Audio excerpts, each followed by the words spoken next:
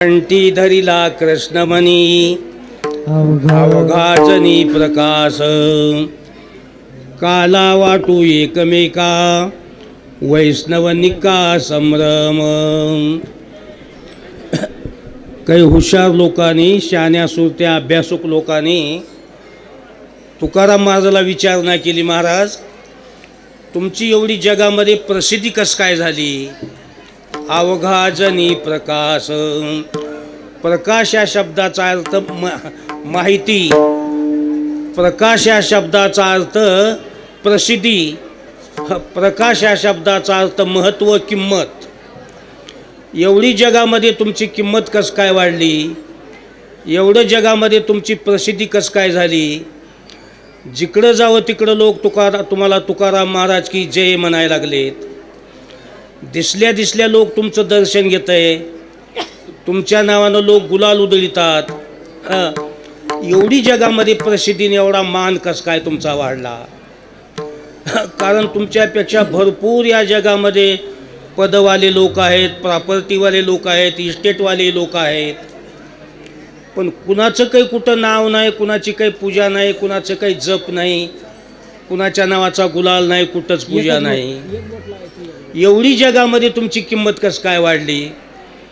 कारण इस्टेट करणाऱ्या माणसाला कोणी विचारायला तयार नाहीत. आज अवका रावणानं सोन्याची लंका बांधलं, सोन्याची लंका. 80,000 बायका केलं, 1,00,000 लेक झाले, 1,25,00,000 नातू झाले. पण रावण महाराज की जय कोणी म्हणायला तयार नाही दुनियामध्ये. बस आज आपण बऱ्याचशा ठिकाणी, मी आता रात्रंदिवस फिरतो, कुठेही दिंडी निघाली की ज्ञानबा तुकाराम, ज्ञानबा तुकाराम म्हणतात. पण रावण कुंभकर्ण म्हणून कुठं दिंडी निघालेली ऐकण्यात आहे का तुमच्या? बस बांधलं सोन्याचे घरं. एवढा लेकरं बाळ तर आता किती होते? 1,00,000 लेख होते, 1,25,00,000 नातू होते. पण कुठं रावणाचं मंदिर दिसतंय का तुम्हाला? कुठं रावणाचा देवाऱ्यावर फोटो, रावणाची पुण्यतिथी, रावणाच्या नावाचा जप, रावणाच्या नावानं कुठं गुलाल दिसतो का तुम्हाला? एवढे भयानक इस्टेट कमी झाले, एवढे मोठे बंगले. 5,00,000 घर दगडाचे बांधलं होतं, 7,00,000 विट्याचे बांधलं होतं, 1 कोटी घर काश्याचे आणि तांब्याचे होते, 7 कोटी घर 100 नंबरी सोन्याचे होते. एवढी इस्टेट कमवून तर रावणाचं कुठंच काही नाही. उगा साधा एवढा फोटो ठेवून तर कोणी कपाळाला लावाले का? बघा ना. बस आता एवढ्याला जर जगामध्ये मान नाही आणि तुमचा का हो का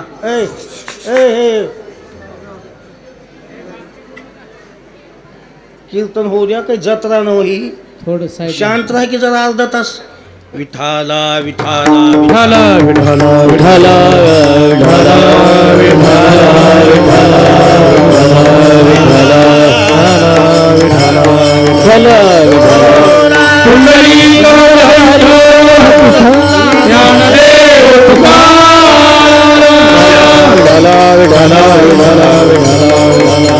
प्रत्येक माणूस म्हणते माझी प्रसिद्धी राहावं. प्रत्येक माणूस मानापानाला भुकेलेला आहे. आज मला लोकांना विचारावं, लोकांनी या बसा म्हणावं, माझं लोकांना नाव घ्यावं म्हणून किती कटआउट लावाले सडकनं. हो, लोक बेफाम खर्च करालेत लोकांना म्हणजे अप्रूव्ह करावं म्हणून. बस कटआउट काढलं की कोणी त्याच्याकडे बघायला तयार नाही. बस आज 700 वर्ष होऊन गेले, 500 वर्ष होऊन गेलं, तो लोक ज्ञानबा तुकारामच म्हणालेत. त्याच्यानंतर काही जनता होऊन गेली नाही का? एवढी जगामध्ये तुमची किंमत कस काय वाढली? काय केलं तुम्ही असं महत्त्व येण्यासाठी? अवघाजनी प्रकाश. एवढा जगात प्रकाश कस काय पडला? तेव्हा तुकाराम महाराजांनी सांगितलं, मी माझा मान वाढण्यासाठी, एवढी किंमत आणि महत्त्व वाढण्यासाठी काही कोणतं काही कुटाने केलं नाही, काही खर्च केलं नाही, लोकाला काही पैसे बी दिलो नाही, कुणाचे काही घरं चालविली नाही, प्रॉपर्टी काही कमी नाही. मग कसं झालं? फक्त एक महत्त्वाचं काम केलं, म्हणले कंठी धरिला कृष्णमणी अवघाजनी प्रकाश. मी कंठामध्ये कृष्ण नावाचं नाव धारण केलो आणि मनामध्ये कृष्णाचं ध्यान ठेवलो. मनामध्ये कुबुद्धी नाही, दुर्बुद्धी नाही, दुष्ट वासना नाही, खुनशीपणा नाही, खोडीलपणा नाही, दुसऱ्याचं चांगल्याला पोटामध्ये कलकल कधी मजा केलं नाही. मी सतत कृष्णमूर्ती सावळीन खेळे हृदय कमळी. डोळे झाकून असलं बसलो की सतत कृष्णाचं ध्यान मनामध्ये आणि तोंडाने जय कृष्ण श्रीकृष्ण म्हणत राहिलो म्हणजे बस. कारण कृष्ण हा शब्द कंठातून येतो. कृष्ण कृष्ण कृष्ण कंठातून येतंय. राम नावाचं अक्षर होठातून येते. राम राम म्हणून कंठी धरिला कृष्ण म्हणी. मी मनामध्ये आणि कंठामध्ये कृष्णाला धरलो म्हणून का जगामध्ये एवढं महत्त्व माझा एवढा मान वाढला बस. पुन्हा काही लोकांनी प्रश्न केला, कृष्णच कसं काय आवडला तुम्हाला कंठामध्ये मनामध्ये धरण्यासाठी? एवढी दुनिया होती आणि एवढा जगदंबर पसारा होता की कृष्णच कसा नेमिला तुम्ही? कबूल आहे.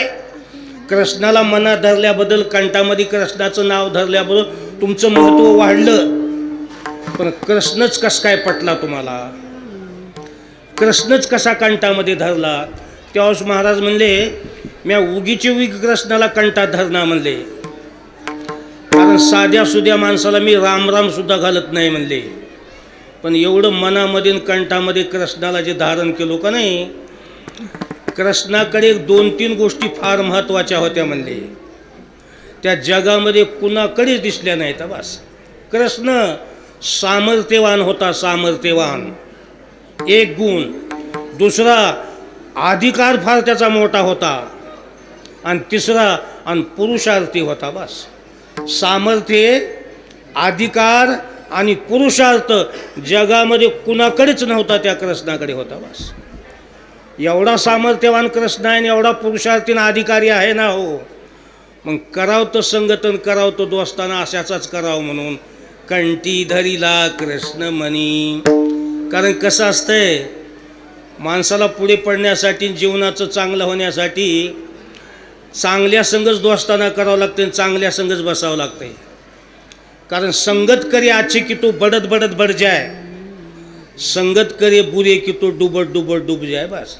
चांगल्याच्या जवळ बसलं की माणूस लईच वाढतंय आणि थोटकाराच्या नादी लागलं की मोठं असलेलं घसरत घसरत पार झिरोवरच येते झालं बस.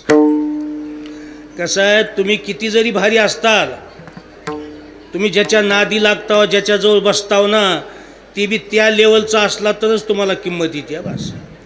तुम्ही मोठे आहेत पण ज्याच्याजवळ बसले ते हलकं निघालं, तुमची सुद्धा काही किंमत राहत नाही झालं बस. काही काही लोक म्हणतात आम्ही ह्याला भासताव त्याला भासताव. भजा कुणाला बी, पण ज्याला भासताव त्याच्यामध्ये पावर काय आहे ते आधी बघा की. आता ज्याला भाजाला त्याच्याजवळ काहीच पावर नाही तर तुम्ही भजून काय उपयोग होईल? आता मला बरेचसे लोक विचारतात, महाराज तुम्ही कीर्तनामध्ये सांगता की पुंडलिकानं मायबापाची सेवा केली, तर मायबापाच्या सेवेनं का पंढरपुरामध्ये पांडुरंग येऊन इटीवर उभा टाकला, मग आम्ही बी मायबापाची सेवा करायला आमचा कसा पांडुरंग घरला येऊन उभा टाकणं झालाय म्हणाला म्हणजे बस. आता कित्येक बायाचं म्हणणं आहे, तुम्ही कीर्तनात बऱ्याच सांगितलं की अनुसयानं नवऱ्याची सेवा केली, तर नवऱ्याची सेवा केल्याबद्दल अनुसयाच्या अंगामध्ये काय ताकद आलती? असे जंगलामध्ये गोल तेलाचे दिवे लावून ठेवले होते. सगळ्याच दिव्यातलं गोल तेल समजलं आणि दिवे विजू लागले. पळतच गेले अनुसया माता, सगळं गोल तेल संपलं, दिवे विजालेत. अनुसया पळतच जाऊन एका ढावातलं पाणी असं जगानं आणलं आणि सगळ्या समयावर दिव्यावर टाकलं की गोड तेलावूनच पाणी जळू लागलं. असं नवऱ्याची सेवा केल्यापासून अंगामध्ये सामर्थ्य येते, असं तुम्ही बऱ्याचशा कीर्तनात सांगितलंय. मग आम्ही बी नवऱ्याची सेवा करायला आमचं कसं पाणी गोड तेलावून जळणं झालं हे म्हणाला. मग सेवा करा चालूच आहे की आमची सेवा. कोण नवऱ्याची सेवा करणं झालंय, मग आमच्या अंगात कसं सामर्थ्य येईना? त्याचं कारण कसं आहे, मायबापाची सेवा केल्यापासून पांडुरंग येईल, नवऱ्याची सेवा केल्यापासून दिवे बी जलते पाण्याचे, पण नवरे बी तसे राहावं लागतील की म्हणालो. मायबाप बी त्या लेवलचे पाहिजेच की. पोरगो मग भारी आहे पण बाप तसला नसला तर त्याच्या बी अंगात काही तर ताकद पाहिजे की. मोप आता बाई नवऱ्याची सेवा करायला, पण नवरा बी तसा पाहिजे ना हो. नवऱ्याची पात्रता तशी भारी राहावंच लागेल की. कसली पाहिजेत नवरे सांगतो की मी तुम्हाला. मायबाप असो का नवरा असो, तुम्हाला सेवा करायची आहे ना हो. नवरा पवित्र असला पाहिजे, सज्जन असला पाहिजे, आणि पुण्यवान असला पाहिजे. करा त्या नवऱ्याची सेवा. कशी बाई अनुसया होत नाही ते बघू. पवित्र म्हणजे दारू पित नाही, मांस खात नाही, गांजा वडीत नाही, तंबाखू खाऊन पच कुठं बी थुकत नाही.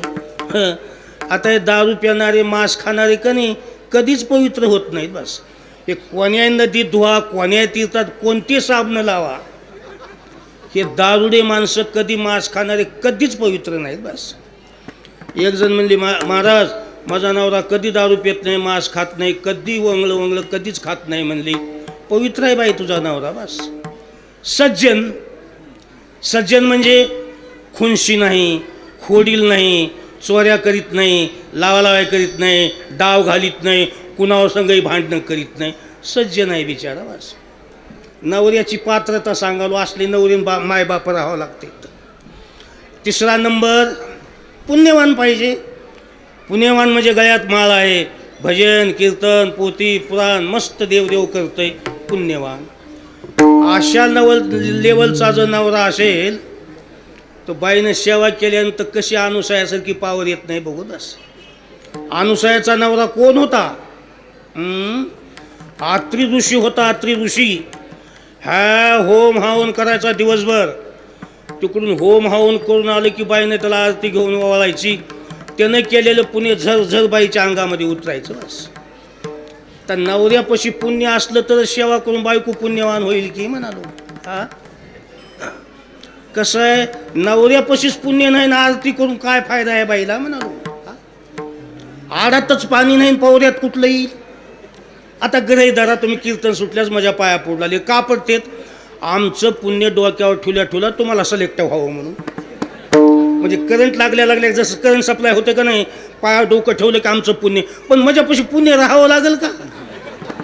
माझ्यापाशीच पुण्य नसल्यावर तुम्ही पाया पडून काय उपयोग आहे? कोरड्या आडामध्ये मोटर चालल्यावर उगं फिरायला अगर काहीच फायदा नाही त्याचा. तसे नवरे सुद्धा पावरचे पाहिजेच की. बकल दुनियामध्ये बाया अनुसय आहेत, पण नवरे कुठं आत्री ऋषी राहिले आहेत म्हणालो. नवरे आहे राहून होऊन गेले. बक्कल दुनियामध्ये पुंडलिक आहेत बिचारे मायबापाची सेवा करणारी बी, पण मायबाप कुठं पुंडलिकासारखे राहिलेत. मायबाप फिरणे कसे होऊन गेले. किती जोर काढला तर बी चांगला असून उपयोग नाही. रान बी तसलं तापड राहावं लागतंय तर टाळकून मोड फुटत आहे ना. बक्कल सेवा कराले, बक्का सेवा करा, पण ओढूनच ना बा ह्या येड्याची सेवा करून काही पदरात पड ना, तुला ती का अनुसयासारखी पावर येईना. म्हणून मायबाप असो का हा नवरा असो, पवित्र असेल, सज्जन असेल आणि पुण्यवान असेल, खुशाल त्याची सेवा करा. नक्कीच तुमच्या अंगामध्ये तशी पावर गुण येते. बस महाराज नवरा असल्या लेवलचाच पाहिजे का असल्या लेवलचाच? पण महाराज असं जमत नाही का हो? उगा बायानं नवऱ्याची सेवा करा, नवरा कसला बी असू जा, कसल्या नवऱ्याची सेवा केल्यास तिच्या अंगामध्ये शक्ती येते असं सांगितलं तर जमायचं नाही का? एवढं आडवं कशाला लावला तुम्ही असं म्हणतात मला काही लोक. पहिल्यांदा तसंच सांगू लागलो होतो मी, पण मला बी अंगलट आलं तेव्हापासून सांगायचं बंद केलं म्हणा की. लोक बी आता येडे राहिले नाहीत कीर्तन ऐकणारे. बरोबर कीर्तन करायला कॅच करायला कुठं हुकलं हे ना बघायला जा. बस मी असंच एकदा कीर्तना सांगू लागलो दुपारच्या कीर्तनामध्ये. बायानं नवऱ्याची सेवा करा. नवरा कसला जरी असला तर त्याची हेळसांड करू नको, त्याला बरं बघ जाय, खुरखुर कर जाऊ नको. नवऱ्याची नाही सेवा केल्यास नरकाला जाशील असं तो तोंड सोडून बोललो मी मोकळं. बस ऐकले कीर्तन संपलं. एक अंगणवाडीची बाई आली बुवा. महाराज म्हणली आज सुट्टीचा दिवस होता म्हणून दुपारी कीर्तनाला आले. म्हणले मला कीर्तनाचा विषय लय आवडला म्हणले तुमचा, की नवऱ्याची सेवा कर जा. लग्नातच मला माईनं बापानं सांगितलं की नवऱ्याला देव म्हणून सेवा करी जा. बरं मी खरंच नवऱ्याची सेवा करते. चांगला आहे बाई ह्या कलियुगामध्ये नवऱ्याची सेवा करणं लईच अवघड आहे म्हणली. हो म्हणली महाराज मी करते बी, तुमचा विषय बी तसा निघाला म्हणली. चांगली आहेच बाई म्हणलो, आता जोडलो. पण मला एक थोडी अडचणी आली आहे म्हणली, ते तुम्हाला विचारावं म्हणाले म्हणली. मी म्हणलो काय अडचण आहे? काही नाही. तुम्ही म्हणता की बायानं नवऱ्याची सेवा करा म्हणता. मी मग सेवा करायला तयार आहे, पण माझा नवरा दररोज दिवस मावळता घरला येताना लेझिम खेळतच आले म्हणली. आता त्याला कसं करू? लेझिम कळाली की तुम्हाला?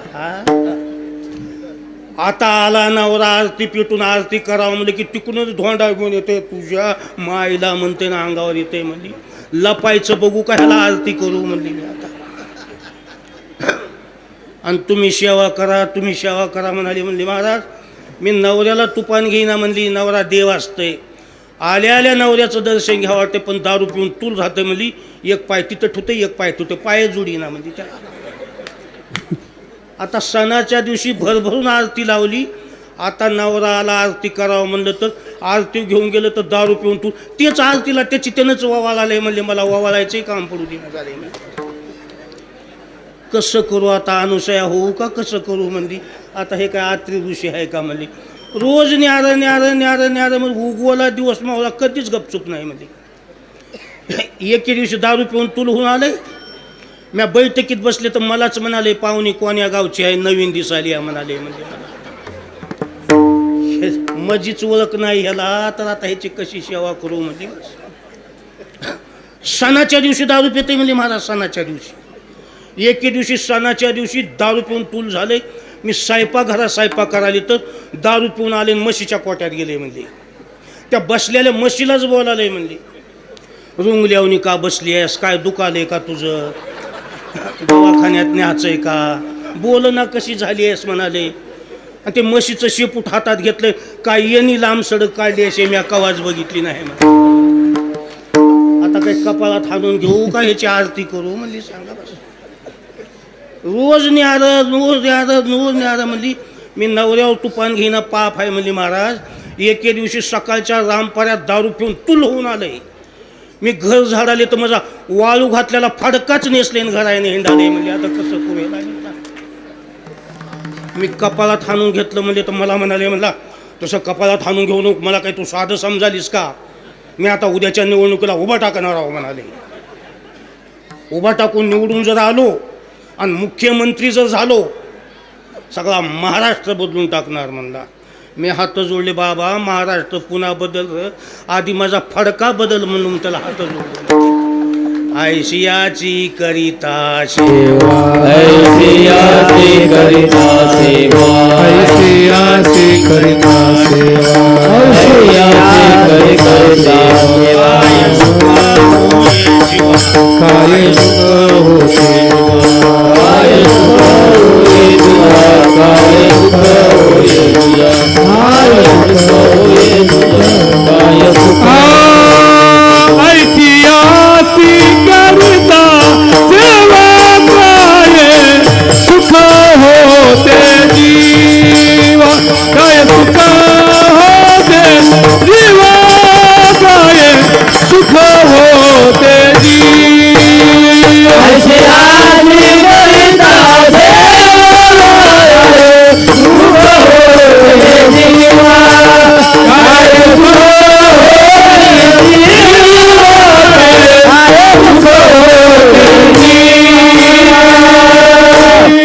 सेवा करण्याची जरी तुमची इच्छा असेल, ज्याची तुम्ही सेवा करताना ते बी भारदास्त असला पाहिजे आणि त्याची पात्रता असली पाहिजे.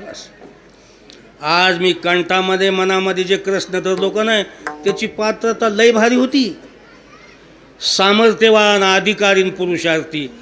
आता त्याचं कसं कसं सामर्थ्य होतं, काय अधिकार होता, पुरुषार्थ होता, ते नंतर मी सांगणारच आहे की. आधी अभंगाचं फाउंडेशन तर तयार करावं लागेल की म्हणालो मला. हो का, कोण्या गोष्टीमध्ये पात्रता आहे बघा, कशामध्ये बी. कुणाची सेवा करायची त्याची पात्रता बघूनच सेवा करा. हलकट असेल तर त्याच्या नादी लागू नका, उपदर्या येत नाव तुम्ही बस. संगत बी करायची असली कुणाची तर त्याची लेवल आणि पात्रताच बघावं लागते बस. चांगल्याची संगत केली तर अत्यंत तुमचं चांगलं होणार. संगत कर्याचे की तो बडत बडत बड जाय बस. मोठे माणूस आहे गायरादीच्या नादी लागले की वाटोळं करून घेते बस. राजहंस पक्षी रोज मानस सरोवरावर जाऊन पाणी पित होता. इकडल्या बाजूला कावळा पाणी पित होता. अर्थात ते दोघाचा काही संबंध नाही बरं. ते कुंकड पाकरू, हे कुंकड. ते राजहंस पाणी प्यायला आले की कावळा इथून त्याच्याजवळ गेले. बारक्याला मोठ्याला खेटायचा लई नाद. त्याला जाऊन राजहंसाला म्हणाले, काय राह तुम्ही तिकडून पाणी पिता मी इकडून पिता आपली गाठ भेटच नाही अशात. आता ह्याची काही गरज आहे का गाठ घ्यायला राजहंसाला म्हणालो. नाही मी सध्या चांगल्याच वातावरणात राहतोय म्हणला. मी आता हा कुठे फिरायचं बंद केलं म्हणला. नाही चल आपल्या घराला जाऊत म्हणला. बस आता राजहंसाने त्याची मुलाखत घ्यावं सगळी काय गेले. घरी गेल्या त्याच्या घरी काय निसता वाजघान जनावराचे खुरं आणि वासरायची शेपट तुडू आणलेली. तर असल्या वाजघानीत नको बा मी असल्या ठिकाणी राहत गेलो निघून. बरं चला तुम्हाला चांगल्या जागेवर घेऊन जातो म्हणलं. बस हे एवढा राजहंस पाखरू लागलं त्या कावल्याच्या नादी. असा एक मोठा बाग होता सुगंधी वातावरण जिथं की मंत्री लोक विहार करण्यासाठी जात होते. गेल्या राज मस्त आहे इकडे म्हणला. मग झाडावर बसल्या सुगंधी वातावरण उडालं. कावळा बी असा बसला राजहंस बी असा बसला. खाली राजा बसला होता मस्त असा. ते सुगंधी वातावरण प्रशस्त ऑक्सिजन घेत बसला होता. डोळे झाकून राजहंस आपलं सुगंधाची मजा घ्याले वातावरणाची मजा घ्याले. त्या कावळ्यानं फाट्यावर बसल्या त्या राजाच्या अंगावर संडास केलं आणि दुसऱ्या फाट्यावर जाऊन बसलं. बस राजानं संडास बघितल्या वरी बघितलं तर राजहंस हे माकुरलं पाकूर माझ्या अंगावर हाकतंय का म्हणलं की उचलली बंदुकी धाडकून राजहंसाला घातली. मुंडी मोडून खाली पडलं. बस बदमाशा माझ्या अंगावर संडास करतोस. सरकार मी राजहंस पक्षी आहे म्हणला. मी मानस सरोवराबरोबर पाणी पित नाही ना आकाशाबरोबर राहत नाही म्हणला. ह्या निचाच्या नादी लागून माझ्या जन्माचा घात झाला म्हणून पाय खोडून मेलं बघा. बस राजहंस पक्षी थोटकडाच्या नादी लागलं तर घात झाला. बस म्हणून पात्रता बघितलो कृष्णाची पात्रता. हे बरोबर आहे का सगळं. कृष्णाची सगळी छाननी केलो. जगाच्या पाठीवर कृष्णासारखं मला कोणीच दिसला नाही पात्रतेचा. बस सगळ्या गोष्टीत पात्रता आहे बघा. कशाची पात्रता आहे. उठलं की सुटलं कुणासंग व्यवहार करून लागतंय. व्यवहार करायचा त्याची सगळी मुलाखत घेतली पाहिजे. जसे आपण सोयरी करायच्या टायमाला पत्ता काढताव का नाही पोरगी द्यावा म्हणालो कसं आहे काय नाही. सगळं वातावरण पात्रता असली तर नांदविल का पोशील का सगळंच बघावं लागतंय. हे कुणापाशी बसतंय ह्याचे दोस्त कोण आहेत. जमीन 4 एकर कमी असली तर असू जा दोस्त कोण आहेत ते बघ जा पोराचे. कारण दोस्त जर माळकरी असले देवदेवा जर असलं तर 2 एकरवालं बी असलं 4 एकर 5 एकर घेतंय. 100 एकर जमीन बी असलं आणि पेताड्या संघ जर राहत असलं ते गुंटा बी होत नाही बघा. बघा तुम्हाला कारण संगतीचा बी त्याला असर पडते. म्हणून दुनियामध्ये पात्रता बघून सेवा करा. पात्रता बघून संगत करा. आणखी पुढे जाऊन सांगू पात्रता बघूनच कुणाला काही दान करायचं असलं तर करा. बस आता तुम्हाला देणगी द्यायची उठलं की सुटलं महागालय म्हणून देऊ नाही लागतंय. बिनवळ केलं तर कधीच पैसे देऊ नाहीत हो. ते पैसा नेऊन तुमचा काय करते कुणाला ठाव त्याचा पत्ता काढावा लागते सगळा. बस लोकांच्या मनानं देणगी दिली दान केलं की पुण्य होत नाही काही बी नसतंय. ज्याला देणगी देताव ना त्याची बी पात्रता तशी राहावं लागते. बस एवढे धर्मराज पण केवढा धोका झाला होता तिला. धर्मराज असे दानसूर होते. दरबारातलं कोणी आलं तर वापस जाऊ देत नव्हते. पण विचारित होते पैसे कशाला पाहिजे मुलीच्या लग्नाला घेऊन जा पैसे मंदिर बांधा असं द्यायचं. ते एके दिवशी गडबडीमध्ये एक माणूस आलं. धर्मा अडचणीला मदत करतोस म्हणून आलो म्हणला काही मला मदत कर. कशाला म्हणाव का काढले खिशातली 4 आणे देऊन टाकले. बस आता सत्ययुगातले 4 आणे म्हणले तर 5-6 लाख तर होतील आता त्या काळातले. बस ते 4 आणे नेले तर ते माशा मारणारं भोई होतं. त्याचं माशा मारायचं जाळं तुटलं होतं. धंदा बंद पडला होता. ह्यानं ते 4 आणे नेले दुकानावर त्याचं सूत आणलं आणि राईट तुटल्यालं जाळं इंदलं बघा मस्त. बस झाला धंदा चालू. बस दुसऱ्या दिवशी जाळं टाकलं की माशाचे झुपक्या धरायचं की आपटायचं. यमानं कर्मचाऱ्याला बोलून घेतलं अरे त्या भोयाचा मच्छीमार धंदा बंद पडला होता. ते धंदा चालू करण्यासाठी लोन कुणं दिलं त्याचा चाळ काढा बरं म्हणले. लोन कळालं की हो. पत्ता लागला की धर्म असल्या कामाला देणगी देतोय का हो.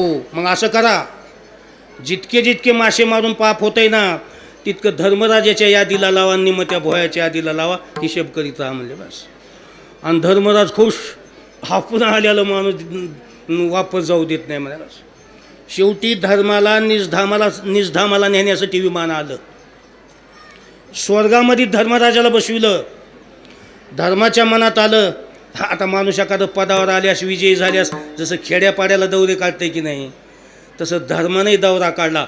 चला आपण फिरून येऊत, सत्यलोक स्वर्गलोक सगळं फिरून येऊत म्हणून निघाले. तर सत्यलोका जाता जाता यमपुरीतून रस्ता होता असा जाताना. तर त्या यमपुरीमध्ये नरकाच्या हौदामध्ये दुर्योधनाला बुडविलतं. गळ्यात का उघडा ठुलता. कुंभपाकी बुडी दिली दुर्योधने. त्या रस्त्याला धर्मराजाला बघितला कडू आला की ह्याला काय म्हणून तोंड दाखवू म्हणलं की होतं ते बुडालं खाली सगळं. कुंभपाकी बुडी दिली दुर्योधने, दाविना लाजेने मुख धर्मा. धर्म जवळ आला म्हणला, सखा तर भाऊ, सावत्र तर भाऊ, चुलत तर भाऊ, माझ्या भावाची अशी कशी हालत झाली हो म्हणून शर्ट असं महाग सारलं, काढतोच भावाला म्हणून कोपरा इतका हात नरकाच्या हौदात बुडीला आणि बघू लागलं. कुठं बाजूला बसलं की हाताला लागच नाही गेलं. बस धर्म हा कृपाळू आला शे जवळी, बैसला पाताळीवरीने. 1 तास नरकाचं हाव ढवळलं. इतक्यात यमराज आले. नमस्कार धर्मराज, काय चालू आहे म्हणले. ह्याच्यामध्ये आमचा भाऊ आहे. म्हणजे कोण? दुर्योधन. मग मी काढावं म्हणालो माझ्या संग घेऊ ह्याला. हे असले कित्येक दुर्योधन इथं पालते घालून तुडविलेत म्हणले आम्ही. नरक ही गोष्ट कुणाला मिळत नसते धर्मराज, पुण्यवानाला स्वर्ग मिळतंय म्हणले. ह्या बदमाशानं कुणाचं नीट केलंय म्हणले. निस्ता खोडीलपणा, खुनशीपणा, वाकडं, ह्याला बरं बघायचं नाही, त्याला कुणाचं चांगलं झालेलं देखवना. धर्मा कुणाचा शक आहे तो चलतंय, शक संपला की त्याची परतफेड करावं लागते. हे चंद्र सूर्य आहे तो पण नरकात पचणार आहे बदमाश म्हणले. पुण्यवानाला नरकाची कधीच पाळी येत नाही म्हणले यम.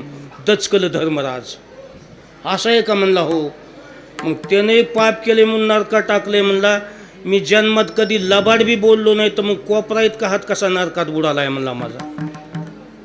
यमानं सांगितलं जुनं रजिस्टर बघावं लागलं म्हणला मला, काय काय आहे त्याच्यामध्ये ते. बस ते रजिस्टर काढलं, वाचून सांगितलं भरपूर तू पुण्य केलायस म्हणला, पण तुझे 4 आणे आगाव कामात गेलेत म्हणला. हे सगळी माहिती सांगितली. अरे बाप रे, त्या भोयानं धोका दिला म्हणला तुला.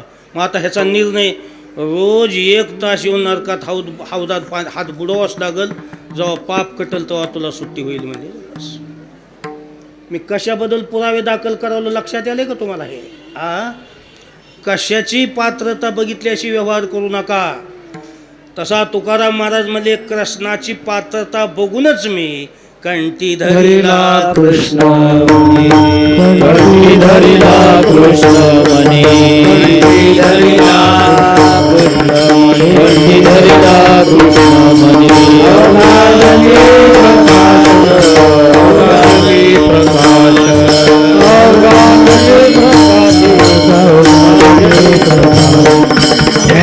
अवघाजनी जगजे,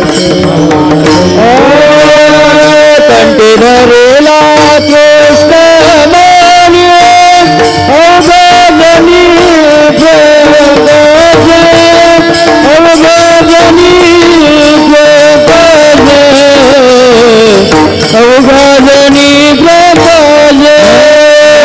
धरिला कृष्ण मनी,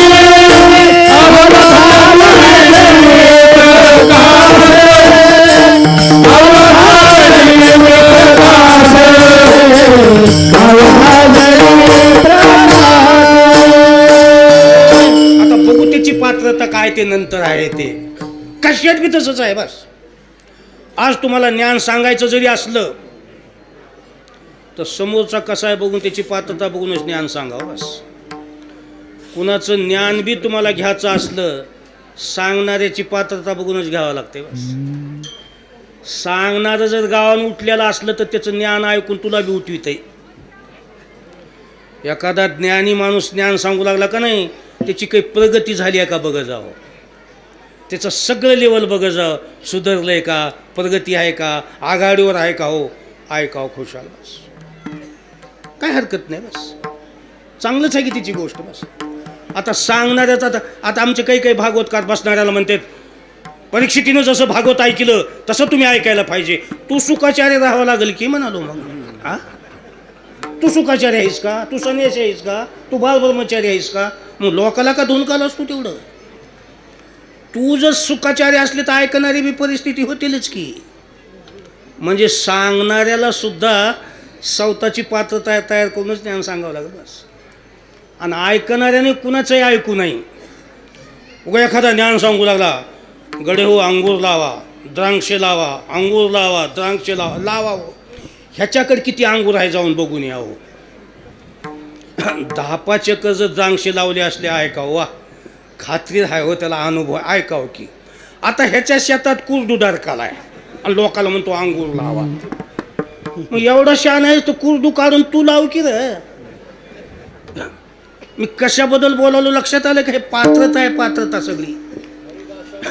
हां, ते एकच लेवल आहे. तर मी सांगालो ते बरोबर, कायद्याच्या पलीकडे मला कसं जाता येईल ते बोलालो ते बरोबरच आहे सगळं बस.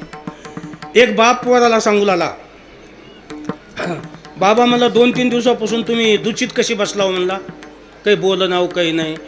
पोराला म्हणला मला एक अवघड वाटायला म्हणला, मला एक खेद वाटायला म्हणला. का? आता माझं वय थकलं, मी उतार व्हायला लागलो. मग माझा जन्म गेला चोऱ्या करण्यामध्ये. आता चोरी करायला माझ्या गादीवर कोणी बसतंय का न बसतंय मला ह्याचा विचार करायला म्हणला. माझा कोणी शिष्या जर माझा वारसा चलित असलं तर मरायला मला मोकळीक झाली म्हणला.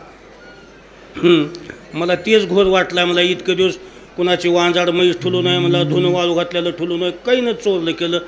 आता मी गेल्यानंतर ह्या लोकायला कोणी हाय का नाही चोऱ्या करणार म्हणून घोर लागलाय म्हणला. बाबा त्याची काय काळजी आहे म्हणला, मी तुमचं पोरगच आहे की म्हणला. मग शिकतोस का माझं ज्ञान म्हणला. हो. घेतली वही, गेली होऊन म्हणला आणि पाठ कर. मग त्या बसल्या बसल्या बापानं सगळं लिहून दिलं. अशी चोरी करावं लागते, तशी चोरी करावं लागते, असं पळून जावं लागतं, तसं सगळं लिहून घेतलं. लिहून घेतल्यानंतर हां पाठ कर म्हणला. आता पाठ बी केलं, म्हणून दाखव, बनून बी दाखविलं. वा मस्त झालं. आता काय हरकत नाही, मरायला मोकळीक झाली म्हणले. एकदा तू माझ्या देखत चोरी कर आणि चोरी करून पोलिसला गवसू नको, मग मी आज बी मेलो तरी माझ्या आत्म्याला शांती मिळते म्हणला. बस कुठं चोरी करू सांगा म्हणला. त्या महाराजाच्या मठामध्ये चोरी कर म्हणला जाऊन. आणि त्या महाराजाने एखादी पोलिसला कळविलं तर कळवित नाही म्हणला, सांगत नाही का. 35 वर्षापासून त्या मठातल्या चोऱ्या म्या करतोय म्हणला. अजून महाराजानं कधी पोलिसला कळविलं नाही म्हणला. आणि कडू त्या महाराजाला काही कमी बी पडणार झाले मला, कुठलं उतू आलंय की काय नाही की म्हणला. बक्कल चोऱ्या केलो तर तशाला तसंच आहे म्हणला. पोरग म्हणलं बाबा तुम्ही 35 वर्षापासून चोऱ्या करता. हां, मग अजून घरावर तारच बी पडलं नाही मला एवढ्या चोऱ्या करून आणि एवढं लोकाला ताप देऊन म्हणलं. हां, 35 वर्षापासून चोऱ्या करून जर घरावरलं छप्पर निघत नाही तर असला थोटकाडानं मला उठवायचा धंदा शिकवा लाव का तुम्ही म्हणला. हुडत म्हणला बापन फिपाला असला म्हणला. तू सुधारला नाहीस तर मला काय तुझ्या ज्ञानाचा उपयोग होणार आहे म्हणला.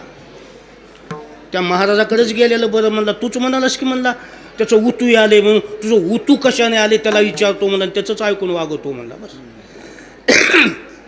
गेलं म्हणला महाराज दर्शन घेतलो, मी तुमचा शिष्य व्हावा म्हणालो मला, काही हरकत नाही. तुमचं ज्ञान घ्यावं म्हणालो मला, काही हरकत नाही. बरं महाराज तुमच्या मठामध्ये चोऱ्या भरपूर चोऱ्या करतात म्हणले लोक. मग मला माहिती नाहीत म्हणलं ते कोण कोण चोरते आहेत ते.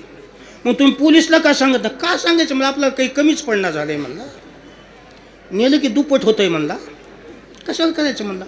अहो जनावर दावं कवा तोडत आहे, दावणीत काही नसल्यास. मला काही कमीच नाही तर कशाला पोलिसला कळू म्हणला. कसं आहे की काय नाही की म्हणला, उतूच येतं आहे म्हणला माझ्या मठातलं सगळं. असं आहे का म्हणला. हो महाराज मग कशानं उतू आल्या तुमची संपत्ती, मला थोडं ज्ञान देता हो का म्हणले. हो गे लिहून म्हणले. बस महाराजानं लिहून दिलं. हो नंबर 1 नित्यनियमानं देवाची भक्ती करायची म्हणले. 1 तास का होणं पण देवाच्या नावानं काढून ठेवायचा म्हणले. 1 नंबर 2 इमानदारनं राहायचं म्हणले, कुणाला बैमानी करायची नाही. 2 मन निर्मळ ठेवायचे म्हणजे पोटामध्ये कुणाचं कपट ठेवायचं नाही. 3 संत महात्म्याचा आदर करायचा म्हणले. 4 आणि कुणाला हसून खेळून वागायचं म्हणले. 5 आणि आल्या गेलेल्याला अन्न घालीत राहायचं म्हणले 6. त्या 6 गोष्टी जर तुझ्या घरात चाललं की काहीच लक्ष्मी कमी पडू देत नाही म्हणजे. तेव्हा तशाला तसं लिहून घेतलं आणि जसं जसं महाराज सांगितलं कुणाबद्दल वाकडं होतं त्याचा विरोध काढून टाकून दोस्ताना केलं त्याच्या संग महाराज म्हणलेत म्हणून. तर 6 महिन्यामध्ये एवढी घराची प्रगती झाली. खालचा मजला बांधलं आणि वरच्या मजल्याचं काम चालू केलं. बस आला म्हणला बाबा 6 महिन्यात महाराजानं ज्ञान सांगितलं ते केलं म्हणला. तर तेव्हा दुसऱ्या मजल्याचं बांधकाम चालू आहे म्हणला. 35 वर्षापासून चोऱ्या करून तुम्ही जर कुडमेडन दिळी जर काढल्या नाही तर घराच्या म्हणला ज्ञान सांग ओळख म्हणला बाप जरी असला तरी. म्हणजे बापसुद्धा ज्ञान सांगण्याच्या पात्रतेचा नाही. म्हणून तुम्ही पात्रता बघून आता काय काय तुम्ही करताव की आणि कुठं कुठं काय काय दिवा लावताव की पण पात्रता बघून करा सगळे काम. बिना पात्रतेचे कामं केले की तुम्हाला काहीच मेळ लागत नाही. मी जीवनामध्ये सगळी दुनिया तपासून कृष्णाची पात्रता बघितलो आणि कृष्णाचं लेवल बघितलो की मनातच बसला. म्हणून कंठी धरीला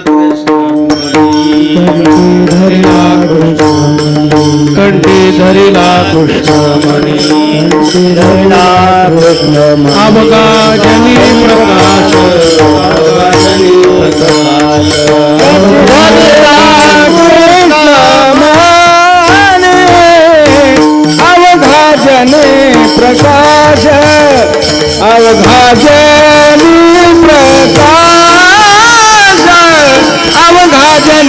प्रकाश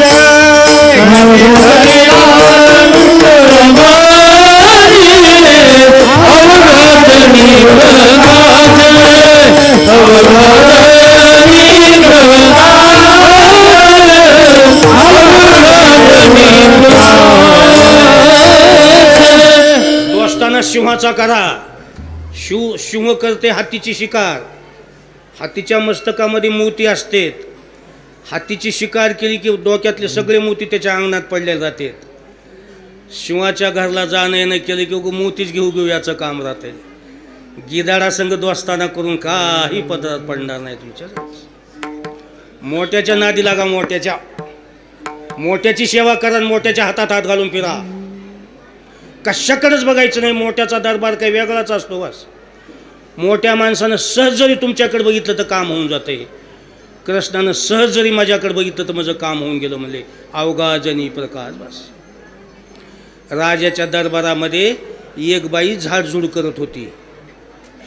एक माणूस दररोज व्यायामाला जायचं. ती बाई झाडझूड करायची, कचरा उचलून टाकायची, झाडझूड करायची, कचरा. 4-8 दिवस बघितलं नाही. एके दिवशी बोलून घेतलं बाई रोज तांबडं फुटता उठून तू झाडझूड करतेस म्हणला, कचरा टाकून देतेस, पगार किती आहे तुला? पगार काही नाही म्हणली दादा. हां आणि बिनपगारीचं का कचरा काढालीस म्हणला? बिनपगारीचं करायची काय गरज आहे म्हणला, पैसे घेऊन काम कर. तसं नसते दादा म्हणली, मोठ्याचा दरबार आहे म्हणली, पगारीचं काय राहतंय म्हणली, राजाचा दरबार आहे म्हणली, मग काही फुकट करतेस का म्हणलं. तसं नाही दादा म्हणली, तुला सांगू का म्हणली एक गोष्ट. 7-8 दिवसाखाली असं झाडून कचऱ्याचा मी ढीग लावून ठेवलता म्हणली. आता जास्त कचरा झाला आहे म्हणून उचलून टाकावं म्हणून मी टोपल्यात भरू लागले तर त्या कचऱ्यामध्ये 1 तोळ्याची सोन्याची अंगठी गवसली म्हणली मला. मी राजाला नेऊन दिली, सरकार मला कचऱ्यात अंगठी गवसली. तर राजाने सांगितलं बाई माझ्या बोटाला येईना झाल्या म्हणून फेकून दिल्या, तुला न्यायची असली तर ने म्हणलं घेऊन आले म्हणली.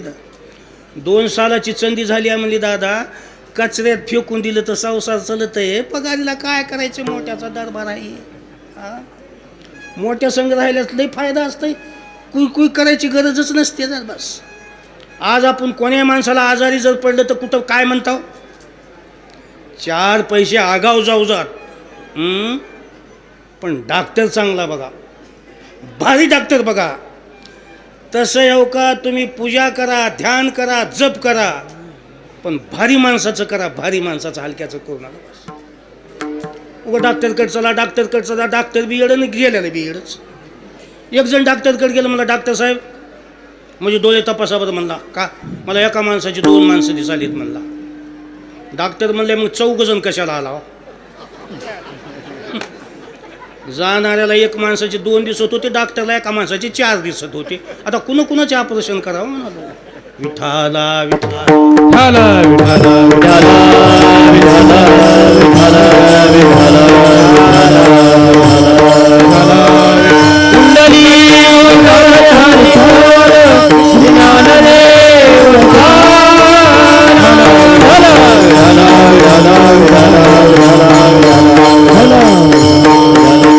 कृष्णालाच का धरलंय त्याच्याबद्दल मी एवढा उहापोह आलो. कृष्णच कसा आवडला, एवढा कसा भारी आहे त्याचा आता तुम्हाला उहापोह करून सांगतोच की मी. बस पण भारी पात्रता पाहिजे, भारी पात्रता कुणाची भिजे. बस आणखी त्याच्या पुढे जाऊन सांगतो, तुम्ही किती जरी इमानदार असला, किती जरी चांगले असताल, समोरच्या माणसाला तुमचं ओळखण्याची पात्रता असली तरच आपला मोठेपणा सांगा. त्याला काही बी आपलं कळण, मी असा आहे, मी तसा आहे, मी तसा आहे, काय काय उपयोग आहे त्याला. बस मी मोप इमानदार आहे हो, पण तुम्हाला कळच न झाले ते मी आता तुम्हाला माझी इमानदारी दाखवू कशाला म्हणालो. सामान चांगला असून बी उपयोग न हो, गिरायक बी शानच पाहिजे की. माल चांगला आहे आणि गिरायक येडपट, द्या की मग वांग्याच्या भावामध्ये, सोन्याला वांग्याच्या भावात मागाले. माल चांगला असून उपयोग नाही, गिरायक बी अक्कलवान पाहिजे. आता काल परवा नाही का आमच्या आश्रमामध्ये एक माणूस आलं, म्हणलं महाराज दुधामध्ये पाणी टाकून मला इकूच वाटणं झाले, जरा मळमळच करायला म्हणले, तर मी दह्याचाच धंदा सुरू केलोय म्हणला. 2 म्हशी घेतलोय म्हणला, दह्याचा धंदा करालो म्हणला. खेड्यातलं माणूस एवढं इमानदारनं दही करायचं बघा, अजिबात त्या दुधात पाणी टाकायचं नाही. आता चांगल्या दुधाचं जर दही केलं तर असे मोठे मोठे खवडे होते बघा, माहिती असणाऱ्याला विचारा तुम्ही. मग त्यानं घरं दही तयार केलं चांगल्या दुधाचं, आणि अशी कॅटली भरलं त्या कॉलनीमध्ये काय गेलं. आता बाया बी त्या लेवलच्याच राहावं लागतील काय, दह्याला वळकिणाऱ्या बी. तो पण खोलून माय गे नाचलंय गे, लदगाची साला नग गे माय, एक बी बाई त्या दह्याला घेईना. बोंबलून कॉलोनी आलं बघा, काहीच चमच्याभर बी कोणी घेतलं नाही. बस आलं कॅटली आदळलं म्हणला, हँडगा लागला, काही बी धंदा केला तर परवडना झाले म्हणलं. उगं तिथं बसलं तर एक दही क्या आमच्या नळाला येऊन कवा बी ते गाडगं धुतंय त्यानं, ते गाडगं धुतलं मध्ये आले म्हणलं कुठे गेलं तास म्हणलं, दही काय गेलं म्हणलं महाराज. बरं इकलं का दही, होय मला करू लागले म्हणलं बाया महाराज, आणखी एवढंच दही खपत आहे मला ह्या कॉलनीमध्ये. बस काय सण आहे की काय नाही की आजूक म्हणला दही एवढं ऐकलं म्हणलं, आजूक ऐकतंय हो एवढं म्हणला. उगं म्हणालास म्हणला, तू हे आत्ताच फिरून आणले म्हणलं, एक चमच्याभर बी दही घेतलं नाही ना. ते दहीवालं म्हणा तुम्ही आला म्हणलं, हो दही नाही म्हणले लोक, येडे बोलायला हो म्हणला. अहो दही आजूक 10-5 लिटर विकतंय हो म्हणला, घेतलं नाही हो कुणच म्हणला. मग त्या दहीवाल्याने कॅटली घेतलं आणि तो पण उघडून बघितलं. त्यानं खास वळी केलं, सत्य दही आहे म्हणला. हसलं म्हणला, येड्या ह्याचं गिरायक राहिलं नाही रे म्हणला, गिरायक नाही म्हणला ह्याचं.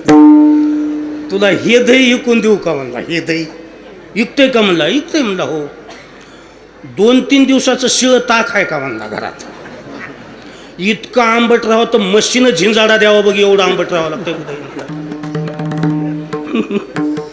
परतच गेलं की बुरबुडे आलेलं दही आणलं, ते ताक आणलं. बस ते चांगल्या दह्यामध्ये हे आंबट ताक टाकलं, असल्या लाकडानं गर फिरलं, चल वागा माझ्या संग म्हणला आता. बस नेऊन कॅटली टेकिल्या त्याला काय बायाची तुरमळान धरपडा पडला. अरे बापरे, इतकं बी बुडाला राहील नाही. बस हसतच आलं म्हणला महाराज, खऱ्याची दुनिया राहिली नाही म्हणला. मी म्हणलं तुला आता कळालंय का म्हणलं. अरे वयाच्या 15 वर्षापासून मी कीर्तन करतोय, तर लोकाला आणखी माझा मेळ लागला नाही म्हणलं, तर तुला दह्याचा कसा मेळ लागतं या काही की म्हणलं. विठाला विठाला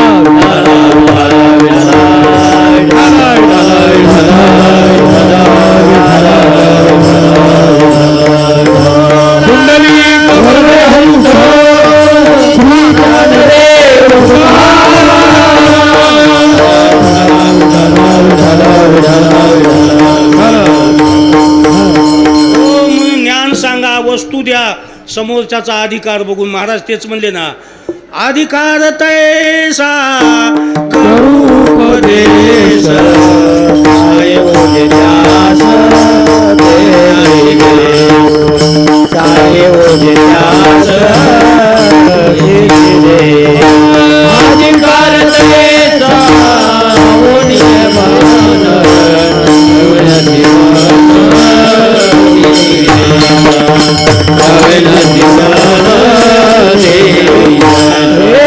अधिकार तेसा करू उपदेश साहेब त्यास देती देऊ साहेब त्यास देती देऊ अधिकार तेसा करू उपदेश साहेब त्यास देती देऊ साहेब त्यास देती देऊ.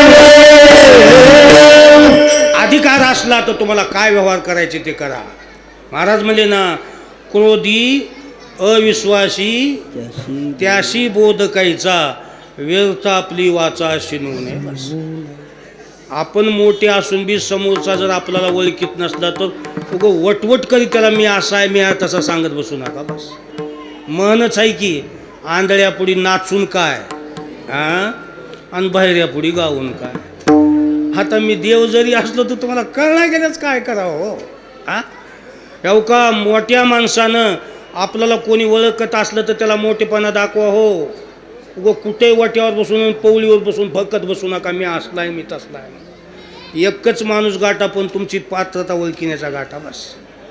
कित्येक लोक मला म्हणतात, महाराज तुम्ही म्हणता की ज्ञानेश्वर महाराजानं भिंत चलवली, ज्ञानेश्वर महाराजानं भिंत चलवली म्हणता. ज्ञानेश्वर महाराजानं भिंत चलवली पण तेव्हापासून कसं कोणी एखाद्या महाराजानं भिंत चलवली नाही आणखी. जे येते ते महाराज म्हणते की ज्ञानेश्वर महाराजांनी भिंत चलवली, ज्ञानेश्वर महाराजांनी भिंत चलवली. मग तेव्हापासून बरेचसे महाराज झालेत कीर्तनकार, आजू कशी भिंत चलवली नाही. मी म्हणलं चलित येत की न चलवाय काय झालं. आता त्याचं काही कामच पडलं नाही भिंत चालवायचं म्हणून आम्ही गपचूप हा चालवा न चालवाय काय झालं. मला म्हणलं तू चलतोस का, मी बी चलितोय म्हणला भिंत. चालवायला कोणती अवघड, आता आम्ही सुद्धा भिंत चलितो. चलवा बरं म्हणला. मग तू तिकडून चांगदेव होऊन ये की म्हणला. मग भिंत कुणासाठी चलवली, चांगदेवासाठी. मग कोणी तर तिकडून चांगदेव होऊन यावं लागेल का नाही म्हणलं. चांगदेव म्हणजे कोण होता, 1400 शिष्य होते. एक मोठा मठ होता आणि येताना वाघावर बसला होता आणि हातामध्ये सापाचा चाबूक होता. ये वाघावर बसून हातातला चाबूक घेऊन तू तिकडून ये, मग कोणती भीत आणायची तर सांग मी घेऊन येतो इकडून भीत. म्हणलं मला तसं जमतंय का म्हणला.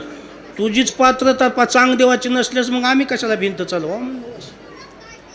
आता भरपूर तुमच्या डोक्यात बसलं की कोण्या गोष्टीला पात्रता बघितली पाहिजे आणि कोण्या गोष्टीला छाननी केल्याशी व्यवहार करता कामा नये.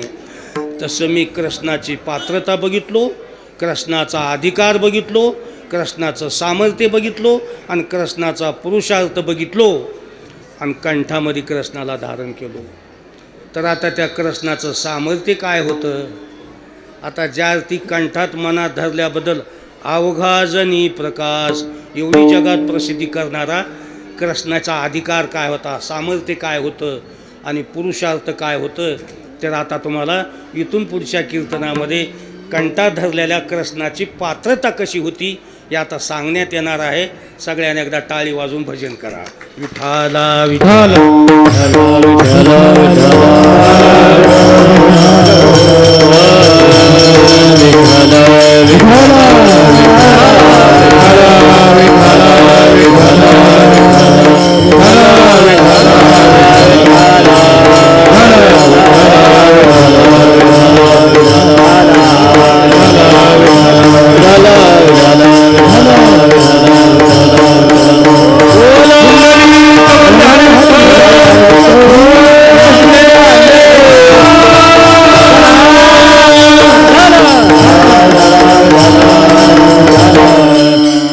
तुकाराम महाराज म्हणले कंठात मनात धरलेल्या कृष्णाचं मी आधी सामर्थ्य सांगतो म्हणजे काय होतं ते.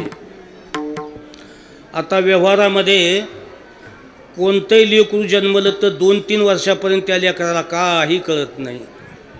इतकं लेकरू त्या अज्ञानी राहते, त्याला कशाचीच ओळख असते काहीच कळत नाही.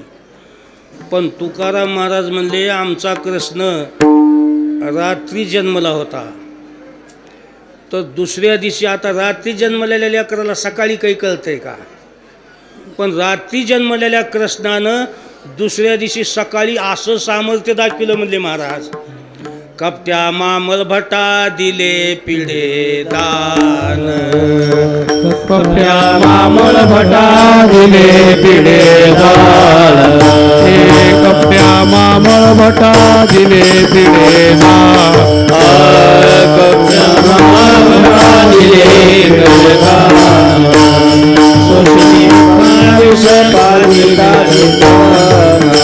सोशिली पुतारी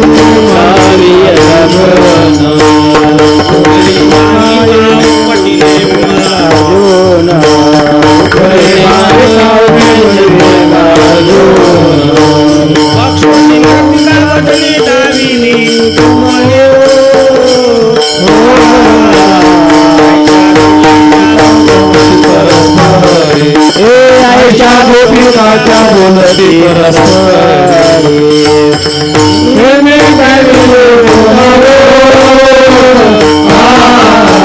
आयशा गोपिकाच्या बोलती परस्परी, आयशा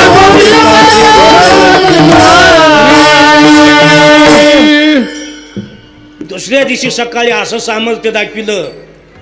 कपट्या मामल भटा दिले पिढे दान. तुम्हाला सगळ्याला चरित्र माहीत आहे. कंस नावाचा दुश्मन होता, श्रीकृष्णाचा दुश्मन. हार हालतीमध्ये कृष्णाला जगू द्यायचं नाही ठराव केलेला होता. पण जपता जपता त्यानं कृष्णानं धोका देऊन रात्रीच्याला निघून गेला. सकाळी कंसाला पत्ता लागला की आपला दुश्मन रात्री जन्माला निघून गेला. मग त्यानं असा ठराव केला की सगळी सभा भरवली. त्या सभेत सांगितलं, गडे हो, मला ज्याची अत्यंत भीती होती तो तर जन्माला निघून गेला, पण आता त्याच्या हातपाय धुवून लागून मला त्याला जिवंत ठेवायचं नाही. कंस विचारी दैत्यादिका, जो वधून येईल त्या बाळका त्याशी अर्धराज्याची चिता देईन छत्र सिंहासन. कोणी जर त्या कृष्णाला मारून जर माझ्या पुढे आणून टाकलं त्याला अर्धराजे मी बक्षीस म्हणून देणार म्हणलं.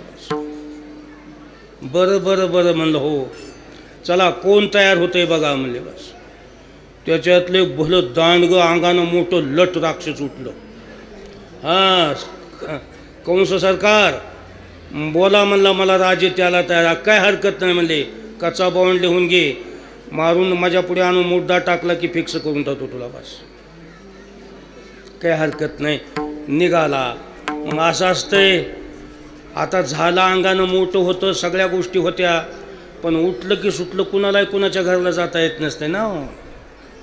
उठलं की सुटलं उगं कसं आहे, दुनियामध्ये 1-2-3 लोकांनाच घरोघर झाला परवानगी आहे बघा.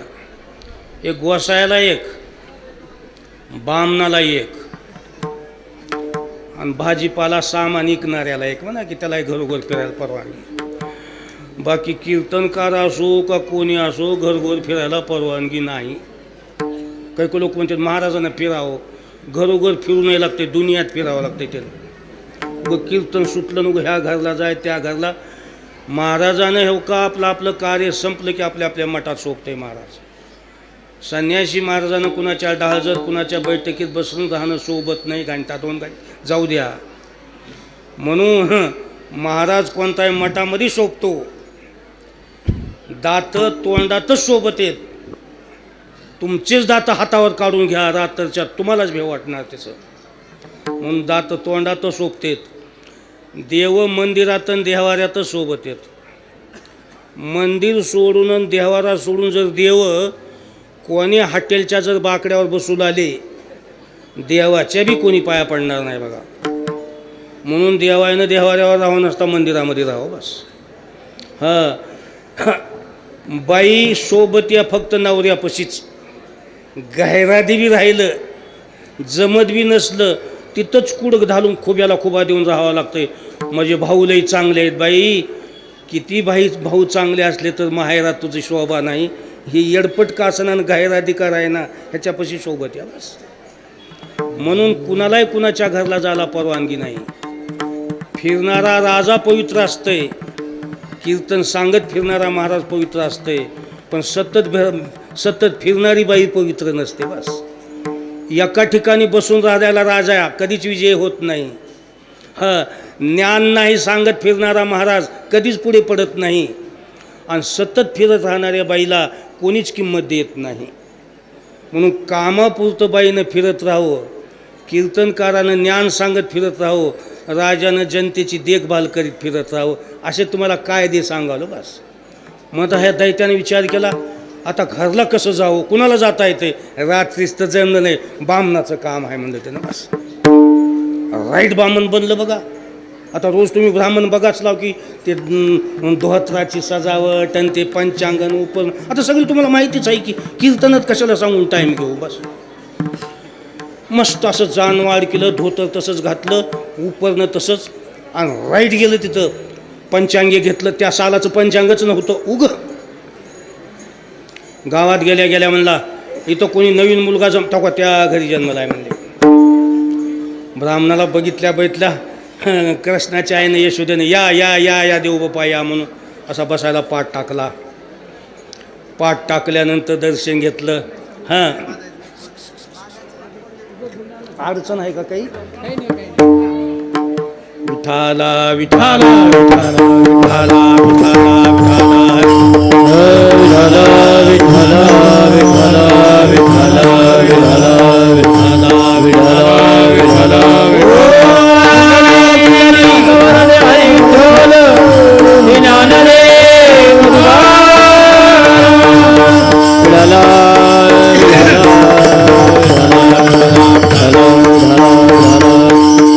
कसं आमच्या लेकराचं आहे, काय नाव ठेवा सांगा म्हणलं. पंचांग त्यावेळी काढिले कप्तानी, मान तुकावणी पाहतचे, उगा असं बोटं मोजाले, फट वाकडे कराले, तोंड वाकडे कराले. यशोदेनं सांगितलं काही बरोबर निघणं झाले का? म्हणला मूळ नक्षत्रावर जन्मलेला आहे म्हणलं हे. मग शांतीच करायची सांगा, गाव जेवण देते मी, पूजा करते. शांतीच्या पलीकडे गेलेला आहे म्हणला हे. का? हे सगळ्या कुळाचा सत्यानाश करून टाकणार आहे म्हणला, वंशच बुडून टाकणार आहे म्हणला. खरं होतं बरं का हे बी. ते बामण बोललं ते खरंच होतं. ह्यानं यादव कुळाचा सत्यानाश केलंय. पुन्हा ते पाळण्यात पडल्या म्हणाले बरोबर बोलाले हो, हे बी बरोबर म्हणाले, हे बी मस्त आहे, आपल्याला ते करावंच लागणार आहे म्हणला. घरातले बी असले तर माजले तर गुता काढावंच लागतंय म्हणला, कुणाचा बी करावंच लागते. पटलं त्याला बी. मग ती म्हणू लागली मग मी असं करते, मी तसं करते. तर त्यानं काय सांगितलं, तुम्हाला जर ह्या कुळाचा बचाव करायचा असला, शांती करून उपयोग नाही, काही नाही. लेकराची अंगी आवचीने बहुत नेहून गर्तेत घालाय अशी म्हणला. मोठा खड्डा करा आणि त्या खड्ड्यामध्ये पुरून टाका म्हणलं की चिडलं. अरे तोर बोललास तर पटलं रे म्हणला, तू खड्डा करून का पूर म्हणालास मला म्हणून. मधून पाळण्यामधून जे प्रस्ताव दाखल केले हे ना, त्या बसलेल्या पाटावर म्हणाले तुला लाज वाटते का म्हणला, ह्याला घेऊन बसलास वरी म्हणला. आता दुनिया सगळी ह्याच्या ऐकण्यामध्ये. त्या पाटाला म्हणला बघ ह्या बामणाची म्हणलं की बैसला होता पाटावरी, तोची थरारला अवसरी, निष्ठोन्या प्रष्टीवरी नावचित बैसला निघात. बस पाटच उपसलन मारायला सुरू केलं. बस ते असं बघा, कोणी माणूसच नाही, तेच आले दापटाले. ते खिळ्यानं जोडलेलं होतं, गेल्या फळ्या फुटून जिकडे तिकडं. पुन्हा पाट्याला आणि वरवट्याला आणि जात्याला सूचना केली, सुरू करा. बस धडाधड येऊन जातेनं उकळा अंगावर पडला. बस मग तर ते मार सोसना गेला, उठलं पळाय सुरू केलं. घाबरा दुर्जन पळाया पाहत आडव्या ठाकत बाजा पुढे. त्या बाजायला सांगितलं आडव त्याला. बाजूवर पाय दिली की बाजा मोडून याचा अवसानदार होतं. तिथून पुढे पळालं की शिवारात गेलं की शेतीची अवजारे, तिपणी, कोलपी आणि रुमणी. नांगराला सांगितलं पळालं बघ. नांगर पळत जायचं की असा झटका देऊन पालतं पाडायचं की आवतानं वरून बडवायचं झालं. अशी अवस्था झाली. धोतर बी गेलं फिटून, पंचांग बिन ते जाणव दाना दन केली. बोंब जाणावे तुटाले पंचांग फाटले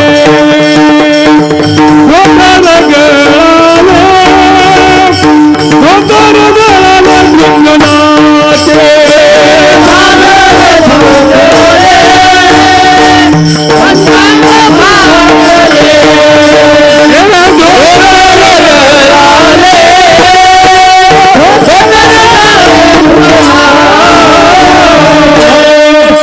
बोंबलतच निघाले, मार सोसना, भलं मारून मारून टाकलं. बस कोण सोरू जिन्यावर मरालाय, ह्याला मारून घेऊन ये म्हणलं होतं. मला एकटंच बोंबलं ते आले म्हणला.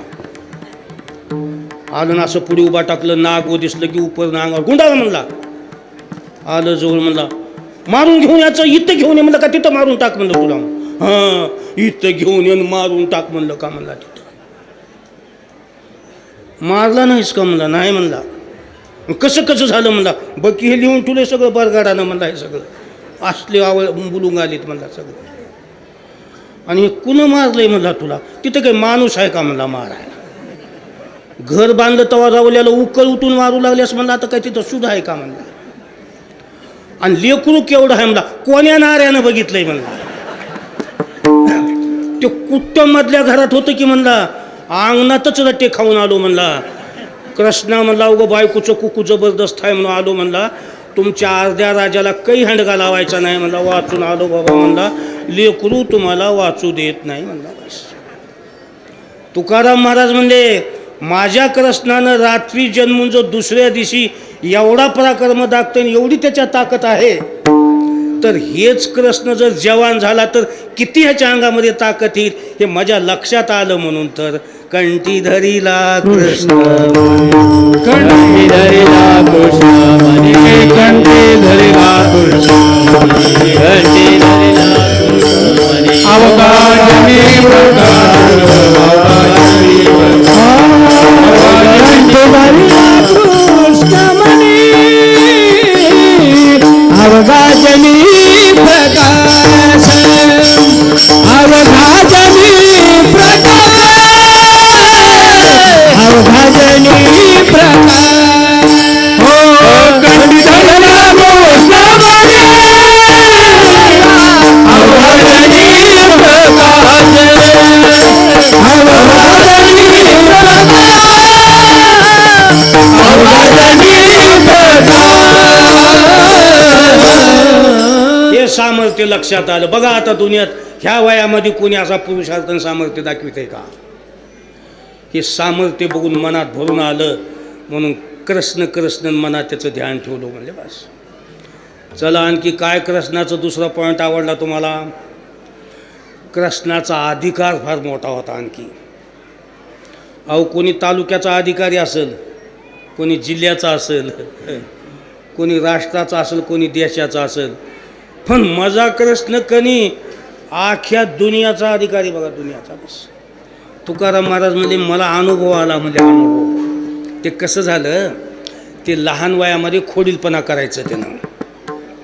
उगं बाया येऊन घरानं करायचं. ते यशोदेचं जरा डोकं चिडलं. घरचं खान उगं लोकाच्या किरकिरी का करावं. त्या कृष्णाला सांगितलं, तू का असा लोकाला ताप द्यालास. इळान माल घरामध्ये येऊन बाया किरकिर करायल्यात.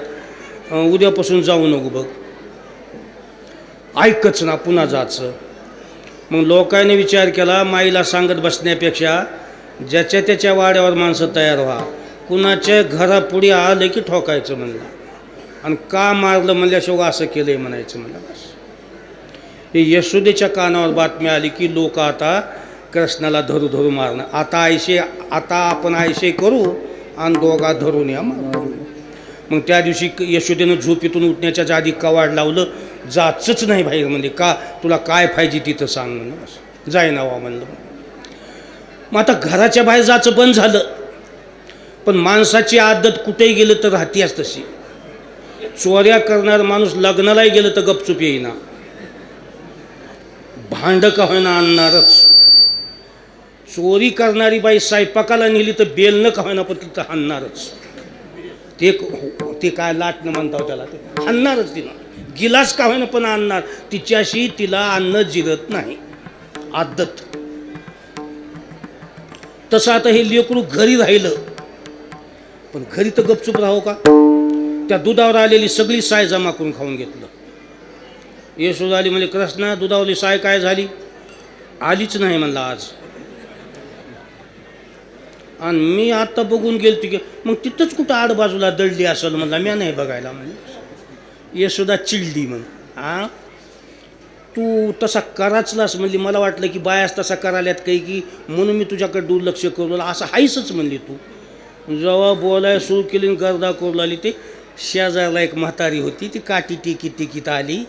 का होडी करायली सकाळपासून लेकराला उगं चिडचिड करायलीस काय? ह्याला आरती करू का म्हणली. बाहेर गेलं तरी डोकं दुखवाले म्हणली.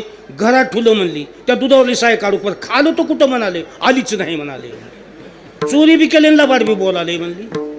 मी म्हणले साय आलती की तिथं दळली असेल म्हणाले. मला चकले हाणाले म्हणली. ती म्हातारी बाई होती भादी जरा. तसं नसतं यशोदे म्हणले. लेकराचा गुन्हा नसतंय. हे लेकरं जे अशा अनवळपणा करतात का नाही ही बायाची बी चूक राहते म्हणली. लेकराचं काही दुखू लागलं की देवाला नवस करताव म्हणले आपण. नवस केला लेकरं बरं झालं की त्या देवाकडे चुकून बघ नाव म्हणजे मग ती देव याद काढून देतोय म्हणजे हेलीच्या लेकराला करावं तर नारळ घेऊन येते माझ्याकडे. मज बी असंच करू लागलं होतं म्हणली लेकरू. म्या गणपतीला नवस केले म्हणली. हां त्या गणपतीचा अंगारा लावला की मज लेकरू राईटच झाले म्हणली. घे की गणपतीचं पद करू का तसं म्हणली. हो मग देवाऱ्यावर गणपती होता. कृष्णाला घेऊन गेली. जय गजानन महाराज माझ्या लेकराच्या खोड्या थांबल्या. लेकर गुणवान झालं. कुणाचे घराने जर येईना गेले तर मी गणेश चतुर्थीच्या दिवशी तुला मोदक करीन लाडू करीन असं करीन. सगळी पूजा बोलणं केली. अंगारा घेतला आणि कपाळाला लावला. बस 1 महिनाभर गणेश चतुर्थी होती. त्या यशोदेनं काय काय गणपतीला नवस बोलला होता ते सगळं ऐकलंय. आणि मनातल्या मनात म्हणाले 1 महिनाभर गप राहावं काय की म्हणला. का लय सण जोरात व्हाचा वाण दिसायला आहे म्हणला. आता 1 मास देवे खोडी नाही केली. प्रचिती ती आली यशोदेशी. देव म्हणा म्हणली गणपतीला. खरा सत्याचा गणपती आहे म्हणली. माय माझ्या लेकराला गुण दिला. गणपती देव आहे म्हणले. बस आले गणपती चतुर्थी आली. आदल्या दिवशी मग मोठ्या पराती हारा म्हणजे मोठा परातीचा लाडून मोदक भारी केला स्वयंपाक सगळा. मला ड्रेस शिवला. ते नियम कसा गणपतीची चतुर्थीच्या दिवशी पूजा करायची आरती करायची आणि बाळगोपाला जेव घालायची. मग सगळं देवाऱ्यावर पुढे बांधले सगळं गणपती पुढे. मला कपडे घालून घेऊन गेल्या. यशोदा म्हणाले जय गणपती बापा सुखाचं ठेवी म्हणून पाया पड पाया. मनातल्या मनात म्हणाले गणपती तर माझ्या हाताखालचा कर्मचारी आहे म्हणला. तो माईला कळना झाले म्हणला. पण्णा म्हणला. देव बापा खुडील करते माय म्हणायचं. बस मांडी घालून बसलं मांडी घालून. हे देव बाप म्हणला. मला एक लाडू दे म्हणला. त्याच्यातला एक लाडू दे म्हणला. निवड दाखविल्याशी खाऊन यायला लागते म्हणला. पाया पडत नाही म्हणला. मग पाय लांब करू लागलं. 1 वळला की 1 लांबवायची अंग टाकून देऊ लागलं. तसं करू नको. देवबापानं तुला गुण दिला आहे. 1 लाडू दे बारका अलीकडला दे. काकुलुती करायला दे अलीकडला. बस माय निवड दाखविल्याशी खाऊ नये म्हणाली. पुढे सरकलं गपकून 1 लाडू उचलला आणि खाऊन घेतलं. बस खाल्या जेव्हा यशोदा चिडली का नाही. केलास का देवाचा निवद उष्टा. तुला 17 बाऱ्या म्हणले होते निवद दाखविण्याच्या ते खाऊ नये देवालाच उष्ट जमत नाही म्हणला. बारक्यानं खाल्याला काही होत नाही. खाताही देऊ म्हणला. खायला काही होत नाही. बस काय गमत आहे का. मोठी माणसं सहजच म्हणून जातात. कृष्णानं तवा म्हणलंय बारक्यानं खाल्याला काही होत नाही देवाला चलत आहे म्हणून. तवापासून हो का सणाच्या दिवशी निवद दाखविण्याच्या आधी बारके लेकर हो का पुरण बी खातेत आमटी भात बी खाते तर काही बी वांधा नाही. त्याचं निवद चलतंच देवाला. आता त्यानं म्हणलेलं आहे म्हणून हो का देवाला निवद दाखविण्याच्या आधी हे बारकं म्हणजे बाळ बरं. नाही तर काही मिश्याची बी बारके आहे तर बारकं म्हणण्यामध्ये बी चळताल म्हणालो तुम्ही. बारकं म्हणलं म्हणून बाळ म्हणालो बाळ मी. बस निवद दाखविण्याच्या आधी जर बाळ रडू लागलं खुशाल त्याला पुरण द्या आमटी भात द्या. त्याच्या काही दोष नाही. तेव्हा त्यानं कलम टाकलेले देवाला चलते म्हणून. बस 1 लाडू खाल्या इतका चवदार लागला. मला स्वयंपाक चांगला आहे पण मला काही मिळायचा वाण नाही म्हणला. काय गणपती तुझं साधलं म्हणला. नाही हे स्वयंपाक कोण्या हिशोबानं आपण प्राप्तच करावं लागलं म्हणला. बस दे म्हणल्यानं माय देईना म्हणला. मग तिथं आरती लावून ठेवली होती. गणपतीला आरती करायची, निवद दाखवायचा आणि लेकरं जीव घालायची. त्यानं फुकून केलं आणि आरती शिजवून टाकलं. कृष्णा आरती विजली की वारा आलं काही किंवा कुणकुणी सांगितून म्हणाला बस जाय बरं तो त्या चुलीमध्ये विस्तू आहे ती आरती पेटून घेऊन ये गणपतीला आरती करायच्या म्हणजे हो हो विस्तू पोलत रे बाबा नाही रे बाबा मी इस्त्या जाऊ जाणार हो लय पोलतंय म्हणला. मग आता आरती केल्याशी कसा निवद दाखवू म्हणली. बरं कृष्णा तू इथं थांब, मी आरती पेटून घेऊन येते तर कुत्रं येईल मांजर येईल कुणाला येऊ दे ना म्हणला. मा हे सामान जाणं आणि मी जाणं म्हणलं कुणाला येऊ दे नाही तर म्हणला. आरती उचलीन चुलीकडे गेल्या गेल्या त्या इष्ट्याला सांगितलं आहे ते बी अग्नी नारायणच आहे की ह्याचाच दोस्त ती बी त्या अग्नीला सांगितलं आहे मज जिकडं तिकडं झाली अशी आरती पेटवायची नाही. आरती घेऊन झाल्या डिझेल टाकाल्या पेट्रोल टाकाल्या खपटत नुसता धुराचाच कोट पण जाळच लागत. तो लाडू बी खाल्लं मोदक बी खाल्लं काय सामान पूजेला ठेवलं ते सगळंच खाऊन घेतलं. बस मोकळा देवारा केलं. आणखी विचार केला हे देवाऱ्याला गणपती लावालावी करील म्हणला. सुबुधच मिळ नाही गेल्यास कुठे केस चलते का म्हणला. ह्याला उडवायचं म्हणलं की ते बी उचललं घेतलं खाऊन. आहे बरं तसं देव गिळून या धरियेले मौने देव गिळून टाकला. बस सगळं तिकडं तिकडं झाल्यानंतर मग त्या चुलीतल्या इस्त्याला म्हणला हां आता पेटव आरती. आरती करायचं तर काही ठुलं नाही म्हणला मी पण आता पेटो कशाला का आरती करणार म्हणला पण लावू द्या. बस फटकन जाळ लावला.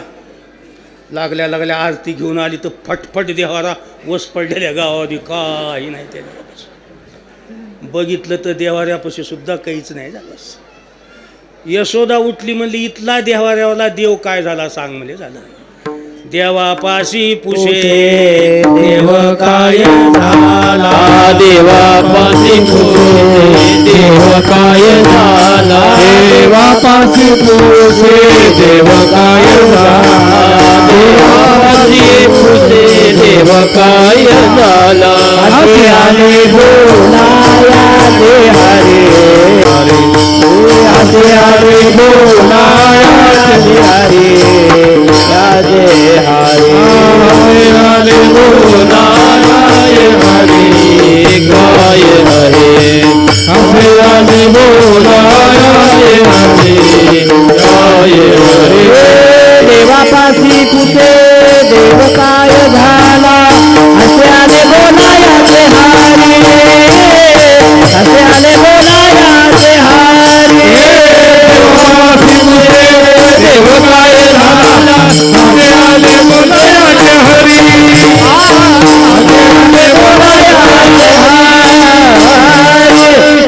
काय झाला इथला देव हसू आलं मनातल्या मनात. काय माई येडी आहे म्हणला. खरा देव हिच्या पोटाला आलोय म्हणला आणि खोट्या देवाचा मला हलक्या देवाचा पत्ता विचारायला म्हणला. पण चला माया मोहत पडलेल्या लोकांना खरं कळत नसतंय म्हणले.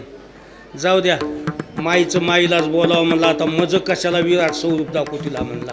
माय लय गंमत झाली आहे म्हणला. काय तू तिकडं आरती घेऊन गेलीस इकडून एक बवा आला म्हणला मोठ्या पोटाचा हां सर्वांगी तेने चरसुजाशे शेंदूर आणि सोंड भयंकर हलवी तसे सगळ्या अंगानं शेंदूर लावला होता म्हणला आणि अशी लळ त्याची सोंड हलू लागली म्हणला.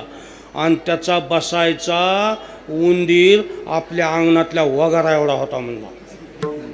हां ते तिकडून आलं की मोदक बी खालं लाडू बी खालं ते बारका देव बी खालं माझ्याकडे बी बघू लागलं. मी इथं आड बाजूला सावली दडलो म्हणला. लय भेलोय म्हणला. माय थरथर अंग कापाले म्हणला.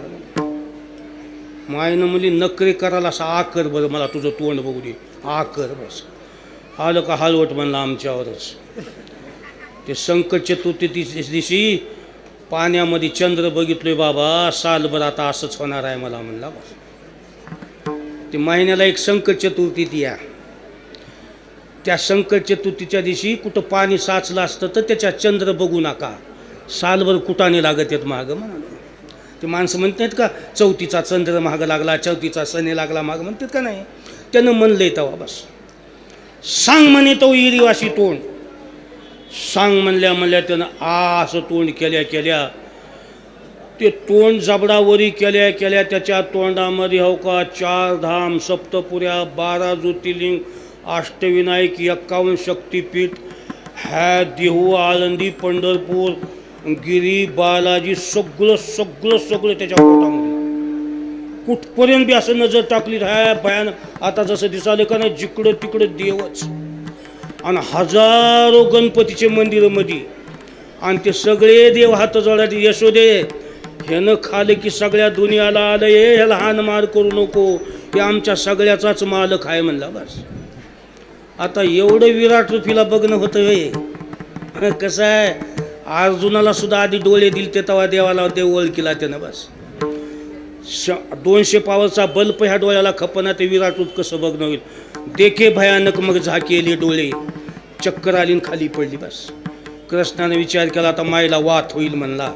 मग तोंड बंद केला आणि पुन्हा म्हणला आई उठ ये मला आमा प्याचा आहे बरं उठ बरं मला भूक लागली आहे म्हणला. झालं मागुता तो खेळे ते पुढे. बस पुन्हा यशोदेने उठली त्याला हात जोडले. बस तेच तुकाराम महाराज म्हणले चिमुकल्या कृष्णानं तोंड केल्या केल्या सगळ्या दुनियातल्या देवानं सांगितलं आमचा भाऊ असा आहे. बस एका राष्ट्राचा नाही एका जिल्ह्याचा नाही एका देशाचा नाही की सगळ्या पृथ्वीचाच सगळ्या देवाचा आमचा मालक आहे.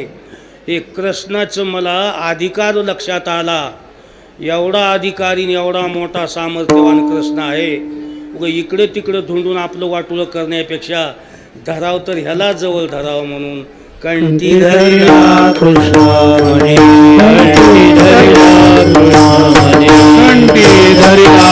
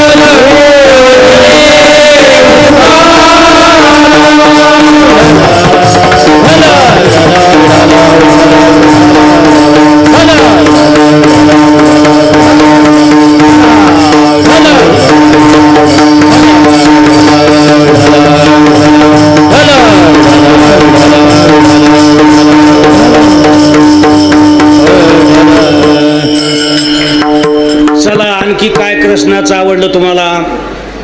कृष्णाचा पुरुषार्थ फार आवडला.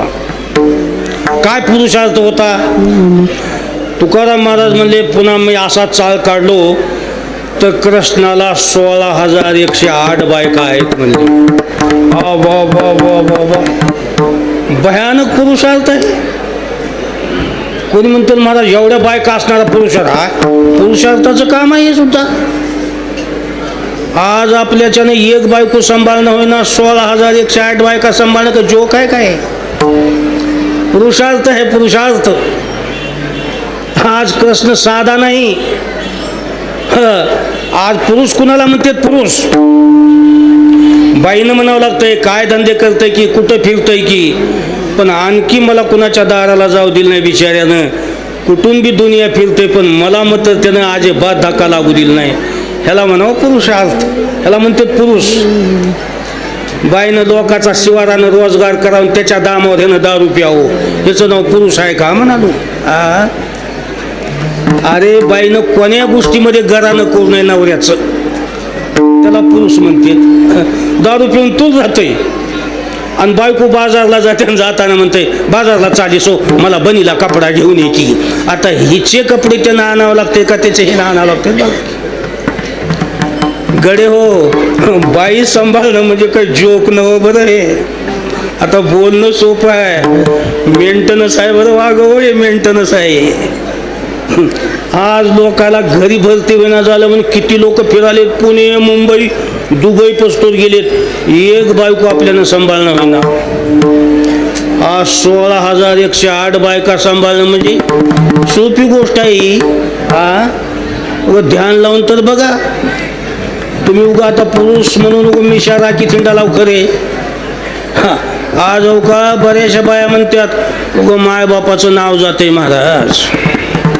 लेकराकडे बघून थांबाले हो, आणि तुम्हाला वाटलं मजाकडेच बघून थांबाले काय की? तसं काही बी नाही. आज खुशीनं राहणं वेगळं आणि मजबुरीनं राहणं वेगळं.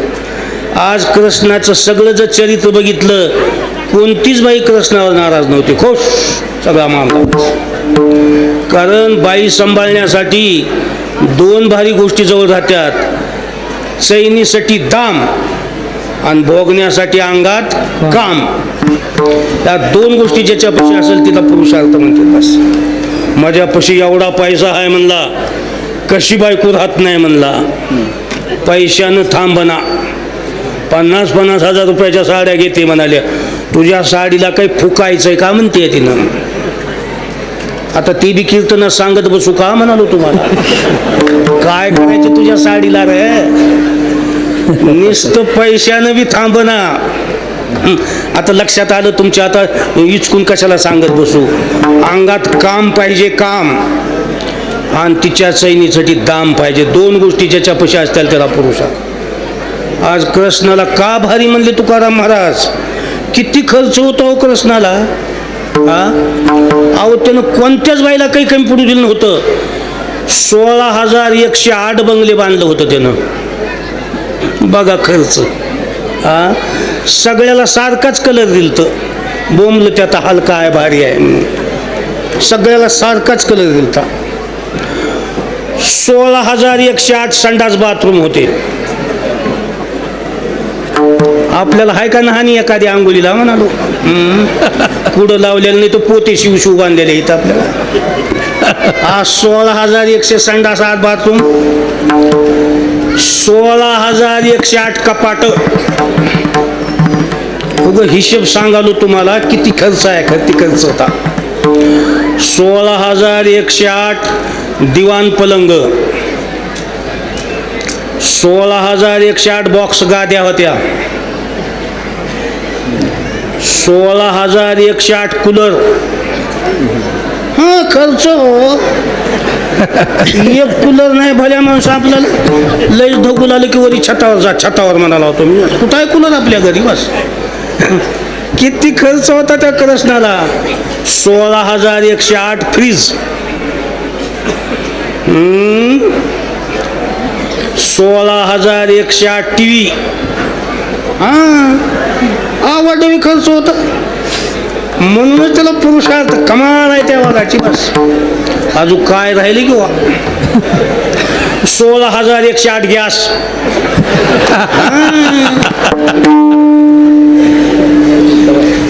अजून 16,108 मिक्सर. 16,108 बोरमाळा. 16,108 कानातले झुमक्याचे जोड. आता बघा काही राहिले का? हा, मोबाईल.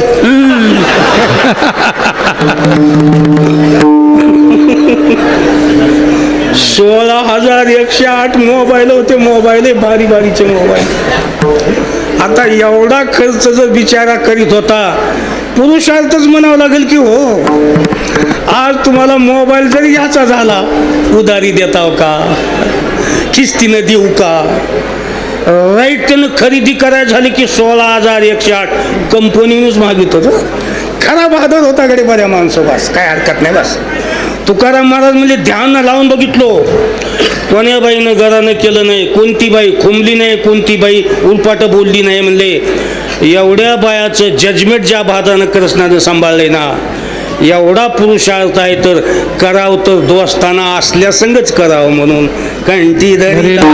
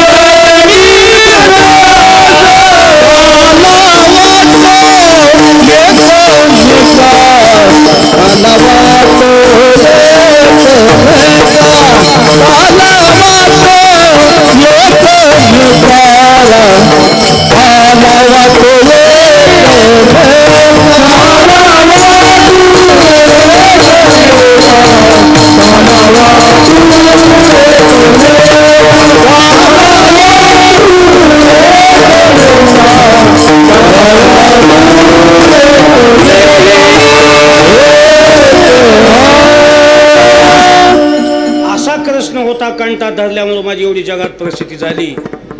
म्हणून आपण सुद्धा मनामध्ये कृष्णाचं ध्यान, तोंडामध्ये सतत जय कृष्ण कृष्ण ठेवा. बळीयाची अंकितन आम्ही झालो बळीवन. तुम्ही सुद्धा असं सामर्थ्यवान व्हाल. पुढे यमपुरी नाही, 84 नाही, कृष्णाचा एवढा दरारा बघून तुम्हाला चौकून मुक्ती मिळू शकते. बस म्हणून कृष्णाचं सतत चिंतन, कृष्णाचं ध्यान करा. तुमच्या सुद्धा जन्माचं सार्थक होतंय. विठोबा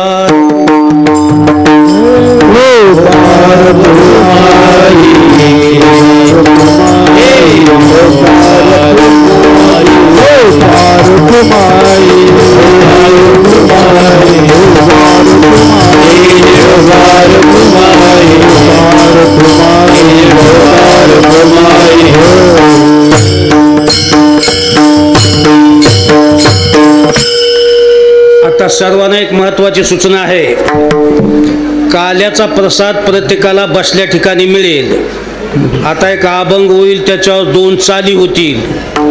अभंग, चाली, काल्याचा प्रसाद, आरती होईपर्यंत जाग्यावरून कोणी उठू नये. आता हे सप्ताह कार्यकरी मंडळ गावकरी मंडळ असतील त्याने 50 टोपले काला तयार करून जिकडं तिकडं चाली होईपर्यंत वाटण्याच्या तयारीला राहा. आणि दुसरी सूचना, आपण जे धोंडू तात्याची पालखीन जे दिंडी काढालोत ना, ही कालच्या दिवसाला काढाय पाहिजे बरं. आता पहिलंच का काढली की कसं काढली की, पण नियमानं पुण्यतिथीचा दिवस कालचा आहे. आज दिंडी काढणं म्हणजे आता हे समाप्तीचा दिवस आहे. भारदास्त दिवस म्हणलं तर त्याच्या नावानं कालचा आहे. सकाळी दिंडी काढून येणे, कीर्तन करून गुलाल उधळणे, तिथून पुढे महाप्रसाद करणे असा नियम व्हायला पाहिजे. कोणी म्हणतील चलत आलेला आहे ते पहिलं, आता का झाले कसं झालंय, पण आता रामनवमीच्या दिवशीच रामाची मिरवणूक निघते, तसं धोंडू तात्याची कालच पालखी फिरायला पाहिजे. म्हणून आता झालं ते झालं, काल्याच्या दिवशी पालखी नको आहे. काल्याच्या दिवशी फक्त स्नान करून लोकांना फक्त काल्याचंच कीर्तन ऐकावं. दिंडी गुलाल पूजाचं कीर्तन सर्व काल धोंडू तात्याच्या नावानं करायला पाहिजे. असे आता पंच कमिटीला बिन गावकऱ्याला एक महत्वाची सूचना द्यायला लागलो. ज्ञानेश्वर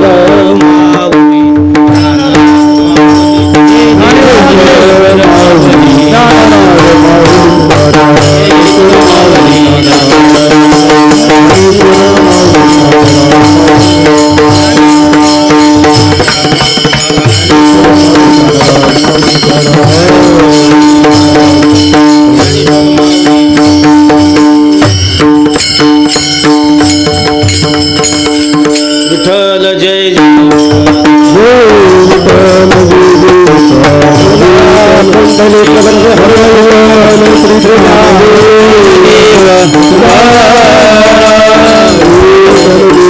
हरिनाम सप्ताहातील आजचे अन्नदाते आहेत तुकाराम ज्ञानोबा मुंडे यांनी आज या पंक्तीसाठी आपल्याला 1,25,000 रुपये देणगी दिलेली आहे. त्या दोन्ही कुटुंबांना मी विनंती करतो की आपण आरतीसाठी स्टेजवर यायचं आहे. ज्ञानोबा तुकाराम मुंडे, राहणार डोंगर शेळकीकर व त्यांच्या सौभाग्यवती. यानंतर दिनांक 21/3/2023 रोजीचे अन्नदाते हे उपस्थित नसल्यामुळे त्यांचाही या ठिकाणी सन्मान केला जाणार आहे. संतोष जीवनराव मुंडे, सॉफ्टवेअर इंजिनियर, अमेरिकेमध्ये सेवेत आहेत. हे श्री जीवन रामराव मुंडे, सेवानिवृत्त पोलीस उपाधीक्षक यांचे चिरंजीव आहेत. संतोष जीवनराव मुंडे जर उपस्थित नसतील तर जीवनराव यांनी समोर यायचं आहे.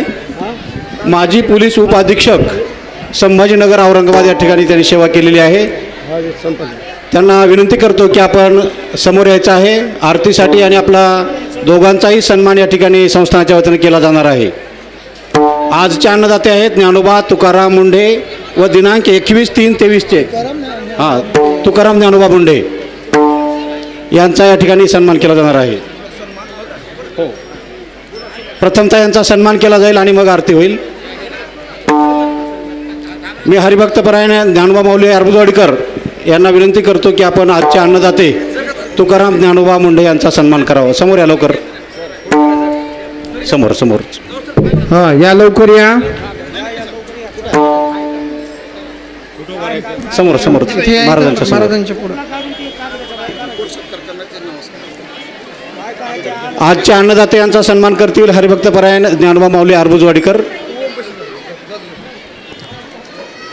आणि श्री जीवन रामराव मुंडे, सेवानिवृत्त पोलीस उपाधीक्षक यांचा सन्मान करतील बाळासाहेब मरलापले. बाळासाहेब मरलापले माजी उपसभापती समोर यायचं आहे.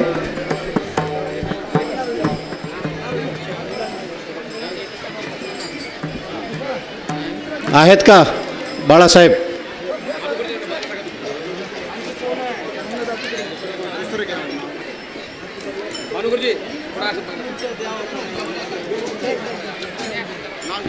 जीवन रामराव मुंडे यांचा सत्कार करतील Shri gourmet sir, gourmet BT.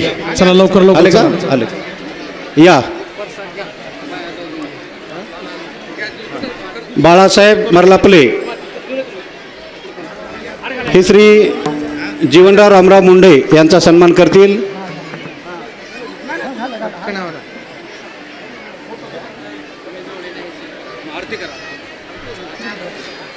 यानंतर अमर बालाजी पवार याने यूट्यूबच्या माध्यमातून श्री समर्थ धोंडूतात्यांचा महिमा वाढवण्याचं काम अतिशय सुंदर केलेलं आहे. गेल्या 8 दिवसापासून ते या ठिकाणी या संस्थानांचं प्रसार करण्याचं काम करत आहेत. त्यांचा सत्कार करतील श्री गुरमे बीटी अमर बालाजी पवार. गेल्या 8 दिवसापासून श्री समर्थ धोंडूतात्या महाराजांचा महिमा यूट्यूबच्या माध्यमातून. चला लवकर चला. यानंतर या संस्थानाच्या वतीनं हरिभक्तपरायण ज्ञानोबा माऊली अर्बुजवाडीकर यांचा सत्कार करत आहेत तुकाराम ज्ञानोबा मुंढे. आजचे अन्नदाते यांच्यातर्फे हा त्यांचा सन्मान केला जात आहे. यानंतर पत्रकाराच्या बाबतीमध्ये त्यांनीही या ठिकाणी संस्थानाचा महिमा वाढवण्याचं काम केलं आहे. लोकमतचे पत्रकार श्री शिवाजी शिंदे व पुण्यनगरीचे पत्रकार श्री गणेश मुंडे यांचा या ठिकाणी सन्मान केला जाणार आहे. जाग्यावर कृपया कोणी उठू नका. आरती झाल्यानंतर आपण उठायचं आहे. प्रसाद आपल्या जाग्यावर मिळणार आहे. आरतीसाठी थांबा. पत्रकार लोकमत आणि पुण्यनगरचे पत्रकार समोर यायचं आहे. लोकमतचे पत्रकार यांचा सत्कार करतील दत्तूपंत आहेत का? नाही. बाबू रामधन राठोड यांनी गेल्या 8 दिवसापासून सर्व भाविकांना दररोज टँकरचं पाणी पुरवठा केला आहे.